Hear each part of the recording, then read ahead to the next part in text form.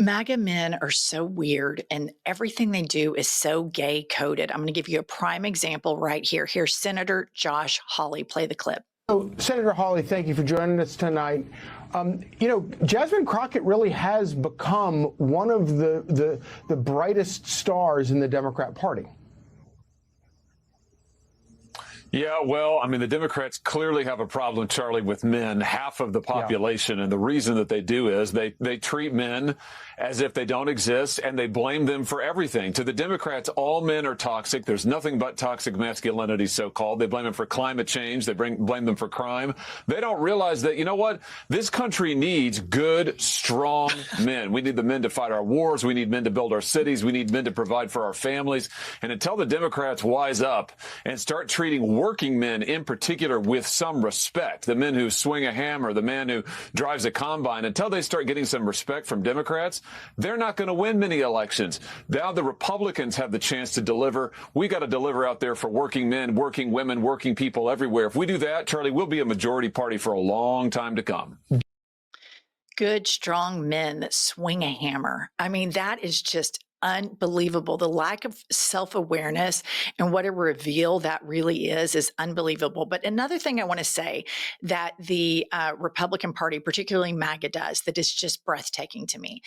Donald Trump speaks at a fifth grade level. This has been studied, reported by a lot of linguists, okay? The man speaks at a fifth grade level.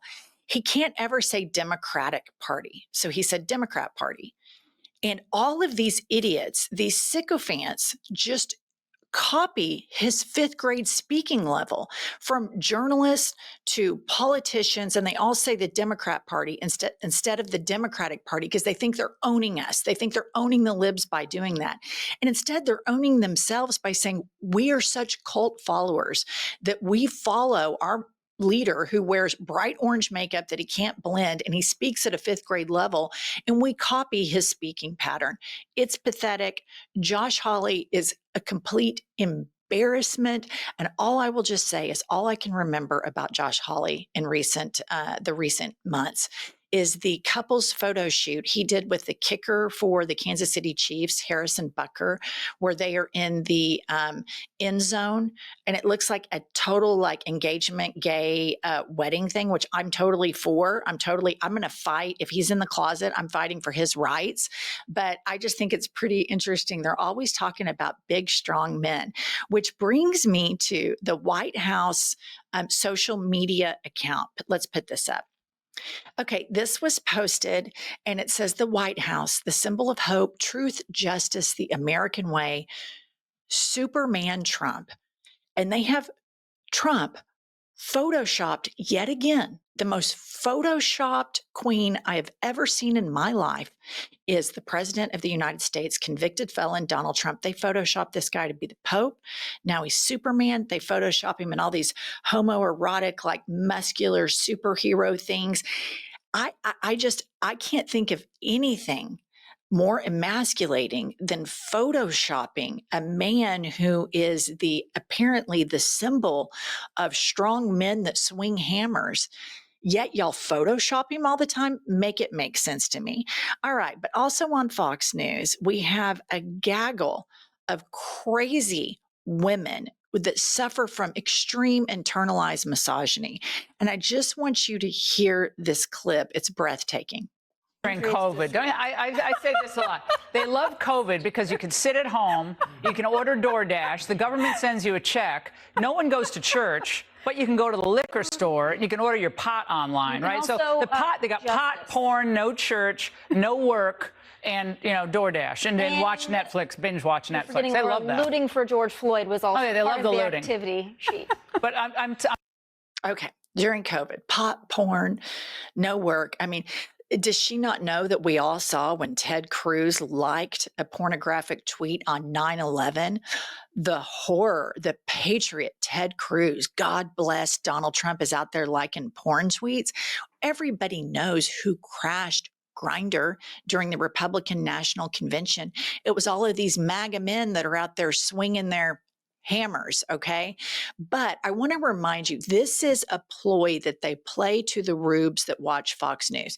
Democrats are lazy. Democrats don't work. This is who you can blame all your problems on. But what this messaging is a message to try to get you to distrust government so that Trump and his regime can help break it down. And they want government specifically laid out to only help the 1%. And they've been doing this for years and years. She brought up church, insinuating that all these Democrats are godless. Meanwhile, you got Ken Paxton, the Attorney General of Texas, whose wife just filed for a biblical divorce. That motherfucker's out there trying to send women who get abortions to jail. So I don't know what a biblical divorce is, but it doesn't sound good to me. All right, but here's something I want to point out. If they thought that government policies were so detrimental, then why on earth during COVID did Trump break all precedents imaginable when they sent out the first round of COVID checks? He had them put his name on it so that every American knew that this government money came from him. And here's the thing that Republicans do. They lie to you. They feed you the propaganda that Laura Ingraham just said. They're lazy. They don't go to church. They're watching porn. They're smoking weed, blah, blah. And they live off government money. But deep down, they know that when government works for the people, people like it. When planes take off and land safely and they're not crashing, we like it. When our National Weather Service alerts us to tornadoes, flash flooding, earthquakes, and hurricanes, and we can get out to safety, we like it. When our homes are destroyed, FEMA comes in and helps us. People like government services, and they know this. Otherwise, he wouldn't have done this in his first term. Put this up.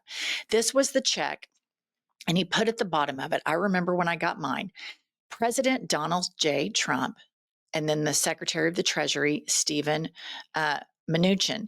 And he did this on purpose because he knew that people who don't follow the 24-hour news cycle like it when government comes to the rescue. That's what government is for. So all of this is just a lie. And Laura Ingraham, of course, completely fails to mention that Donald Trump immediately started ramping up government services and putting his name on it and bragging about it when we had a once-in-a-lifetime pandemic. All right, next up, we have open plain corruption out in plain sight. And this is a guy that I follow on Twitter. I don't tweet that much. I just go there to kind of see what's going on in the MAGA world.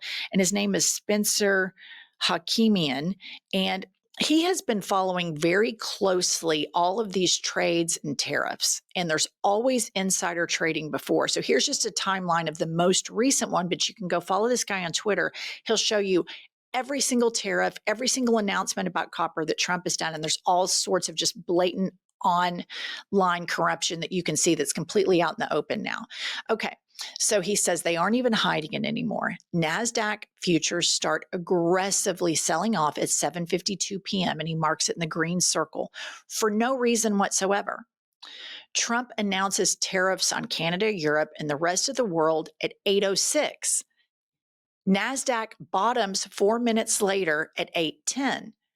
You don't even need room temperature IQ to figure out what is happening here. So basically what he's saying, for no reason whatsoever, there's this huge market movement, right? And then so all of these people that are around Trump or that Trump's alerted, and you may remember there was that time in the Oval Office where Trump was even bragging, oh, this guy made a bunch of money, this guy made a bunch of money. So basically Taco Tits, President Taco Tits, is just openly enriching himself and a few of his buddies. I'm sure that Howard Nutlick is one of them that's just doing it. And they're laughing all the way to the bank. And the American people are suffering because nobody fights for the American people in the MAGA movement. They just lie to the American people.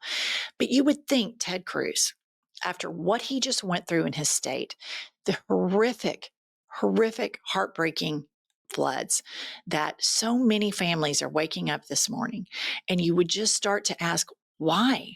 Why weren't we alerted? We have all these satellites in the sky. We live in the modern world. Why didn't we know? Well, it's because MAGA and Elon Musk defunded the National Weather Service, and the one key player that was supposed to be in the San Antonio office had resigned due to Doge cuts when he received a letter, resign or leave. So he resigned, and they hadn't replaced him. And these are people's lives. So what you would think that Ted Cruz, he's a big Christian guy, talks about his faith all the time, God bless Donald Trump, would just be in DC fighting like hell to make sure the National Weather Service was funded. Much to my surprise, here's what Ted Cruz has been doing.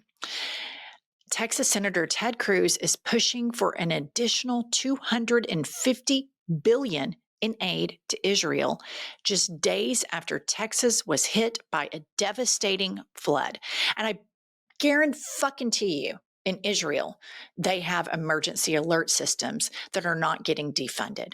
I guarantee you, people are not filing for medical bankruptcy, and everybody has health care, and we're sending them $250 billion. It seems like the only thing that we have in common in Congress, the only bipartisanship that I clearly see in this horrific MAGA regime, is we're beholden to Israel, a country right now that kills children every day. If you get outside of the United States of America news cycle and you get on other international news sites, I got on this morning.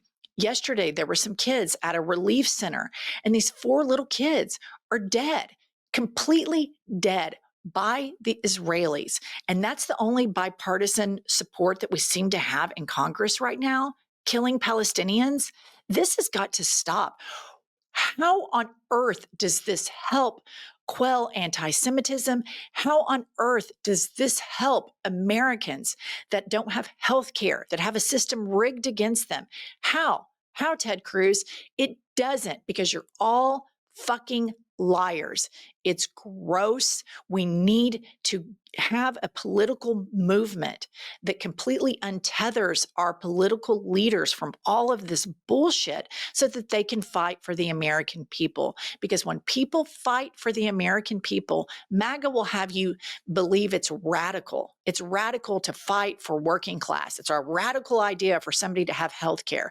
It's a radical idea to let people love who they want to love. None of that is radical. What's radical is wanting to send $250 billion to Israel when the leader of Israel, Benjamin Netanyahu, should be in jail for fucking war crimes. That's the radical thing. All right, that's all I have for today. We'll see you all later.